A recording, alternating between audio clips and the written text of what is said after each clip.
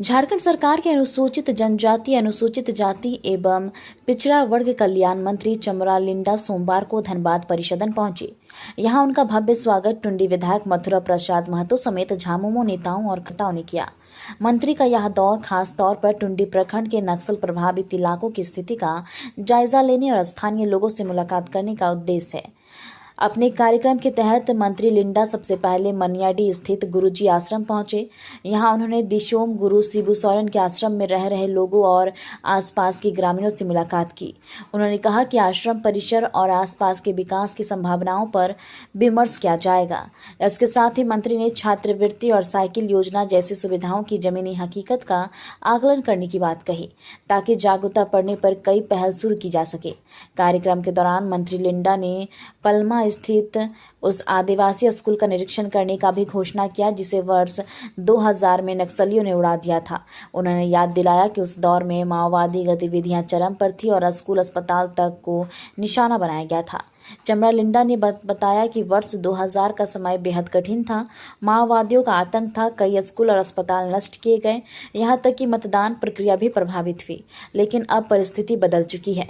सरकार की प्राथमिकता है कि इन इलाकों में शिक्षा और विकास की मुख्य धारा से जुड़ा जाए। समाज कल्याण विभाग द्वारा कई योजनाएं चलाई जा रही है और आने वाले समय में टुंडी प्रखंड में विकास की रफ्तार और तेज होगी।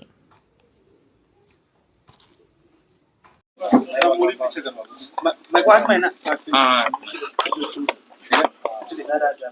धन्यवाद। आज पहुंचे हैं, क्या कुछ कहेंगे? क्या खास बात है? दो बातें खास है। एक तो विजिटिंग करने का खास मकसद है कि साइकिलिंग मेरा डिस्ट्रीब्यूशन कितना हो रहा है, साइकिल उसको चेक करना था हमारे पदाधिकारियों से। स्टाइपेंड, दूसरा स्टाइपेंड के मामले में। और ख़ास बात है कि माननीय विधायक जी के यहाँ आज आना था। हम लोगों ने विधायन सभा में एश्योर किया था और गैर सरकारी संकल्प में एक बातें आई थी कि स्कूल, आदिवासी बच्चों का एक स्कूल था, उसमें माओवादियों का ब्लास्ट हुआ था जिसके कारण वो ख़त्म हो गया, फिर संचालन बंद हो गया है। तो उसको हम लोगों ने एश्योर किया कि उसको फिर से बनाएंगे। तो वो जगह को देखना मूल वजह है। अंतिम और ख़ास वजह है आश्रम को देखना, जहाँ गुरुजी अपना अभियान करे थे, देखे थे, उसका इंस्पिरेशन हम लोग लेते हैं। तो उसकी मिट्टी को हम लोगों को छूना है आज। ये पर्पस था मूल रूप से आने का। ये चारों मुद्दे थे। तो अभी वहाँ जाइएगा जगह पर आप लोग? हाँ हाँ, हम लोग जाएंगे। जो घटना टुंडी में घटित हुई, जो आदिवासी स्कूल को उड़ा दिया गया, इस पे क्या लगता है, क्या कहने? वो तो 2000 के आसपास काफ़ी समय हो गया। उस समय माओवादियों का बहुत ज़्यादा वर्चस्व था, अब नहीं है। ये बहुत अच्छी बात है, अब कम हो गया है। तो उस समय तो पूरा झारखंड प्रदेश ही परेशान था और राज्य भी छत्तीसगढ़ भी परेशान था। सभी पूरा इंडिया में परेशान था, आंध्र प्रदेश, सभी लोग, हम लोग भी परेशान थे। मेरे विधानसभा में तो और ज़्यादा परेशानी थे, बैकआउट कर देते थे ये लोग।